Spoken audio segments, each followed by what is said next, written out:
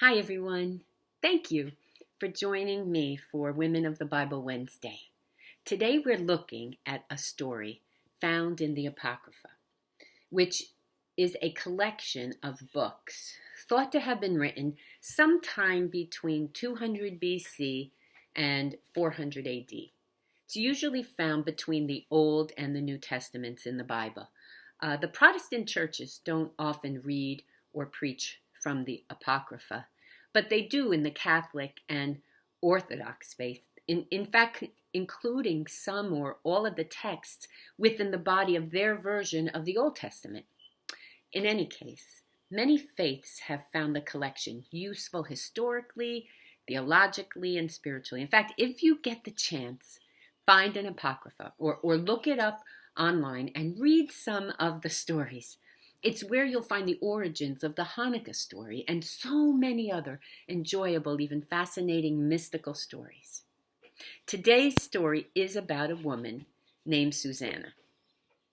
And what's so cool is that for over 2 millennia, this story has been praised as one of the best short stories in world literature and cited by many as the very first detective story in Western literature. And who doesn't love a good detective story, right? Anyway, this one takes place during the Hebrew captivity in Babylon. Susanna is a very wealthy, beautiful, happily married woman. And 2 religious elders, who are also judges of the court, are sexually attracted to her. One day, while she goes outside to bathe, these men wait in the garden, hiding, and they watch until her maids leave for a moment. And when the coast is clear, they try to force her to be intimate with them.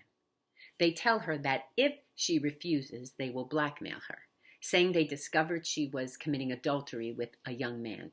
And because of that, she'll get a death sentence. But Susanna is a virtuous woman who believes in God and refuses to give in sin in the sight of God. Well, angered at her refusal, these men carry out their threat. Susanna is put on trial.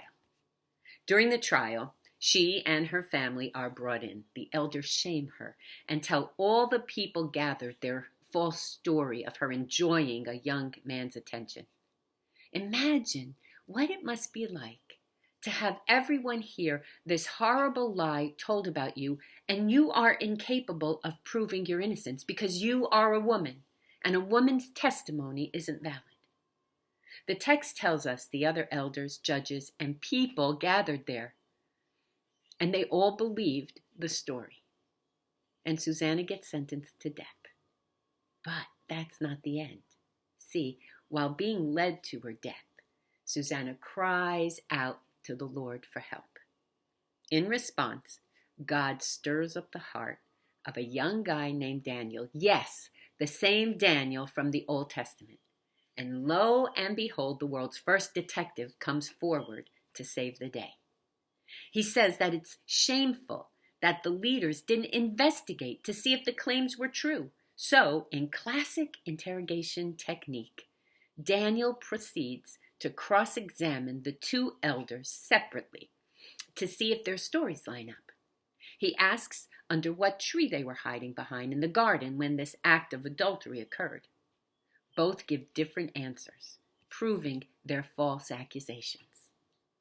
In the end, the truth comes out, and everyone sees that the elders had falsely accused Susanna, and in an epic turn of events, they are sentenced to death instead.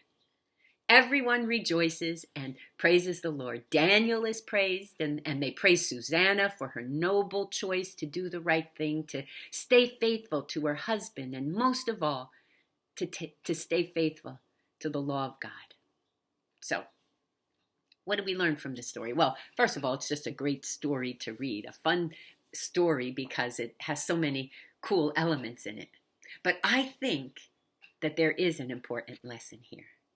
And that is to speak up loudly if you ever find yourself caught in a difficult situation, a situation where you know you are right. So stand your ground. Don't back down ever from your principles. Do what's right and just and noble.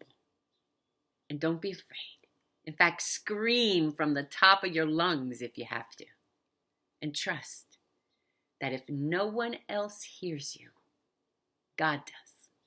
And He will indeed exact justice in His time and in His own way. Now, please stay safe.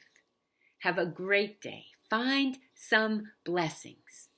And always keep the faith and hang on to hope. Know that our God loves you so very much.